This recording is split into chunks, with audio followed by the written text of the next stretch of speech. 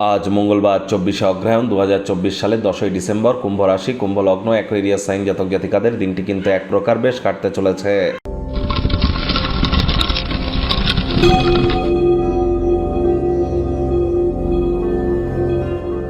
আজ মঙ্গলবার, আর বর্তমানে মঙ্গল কিন্তু নিচস্থ হয়ে আছে এবং মঙ্গল বক্রী হয়েছে। আর তাই অবশ্যই হনুমানজির নাম জপ ধ্যান আরাধনা করুন। কোনো কিছু না পারলেও স্ক্রিনে আপনারা দেখতে পাচ্ছেন একটি মন্ত্র, এটিই বলুন 108 বার, ওম নমঃ হনুমতে ভয়াভাঞ্জনায় সুখম কুরু ফট স্বাহা। আজ রেড কালারের ড্রেস পরিধান করুন, নিরামিষ খাদ্য খাবার খান, অন্তত মদ মাংস খাওয়া থেকে বিরত থাকুন।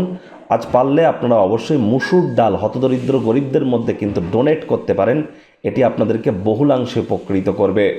যোগ ব্যায়াম, ধ্যান, প্রাণায়াম বা জিমিং সেন্টার, শারীরিক কসরত যত করবেন তত কিন্তু বেটার। আপনার হাই এনার্জিকে সঠিক ওয়েতে চ্যানেলাইজ আপনারা করতে পারবেন।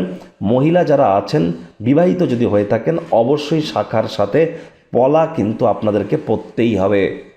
ভাগ্যমিটার আজ আপনাদের বলছে 6/10, ভাগ্য আপনাদের অনুকূলেই থাকবে। তবে স্বাস্থ্য, কর্ম, পরিবার এই তিন ব্যাপারেই আপনাদেরকে একটু সাবধানতা অবলম্বন করেই চলতে হবে।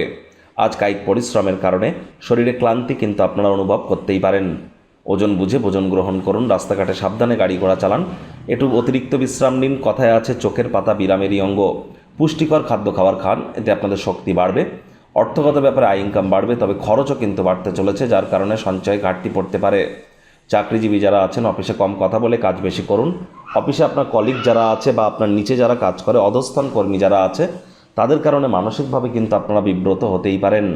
রাজনীতিবিদ যারা আছেন, জনসংযোগ বৃদ্ধি করতে হবে, শর্টকাট অবলম্বন করে খুব বেশি দূর কিন্তু আপনারা এগিয়ে যেতে পারবেন না লাইফে। শিক্ষার্থী বিদ্যার্থীরা যে কোনো প্রকার পরীক্ষা প্রতিযোগিতায় অবশ্যই সফলতা অর্জন করবেন। উচ্চশিক্ষার জন্য যারা বিদেশ যাত্রার কথা ভাবছিলেন, ভাগ্যদেবীও আপনাদের পক্ষেই আছেন।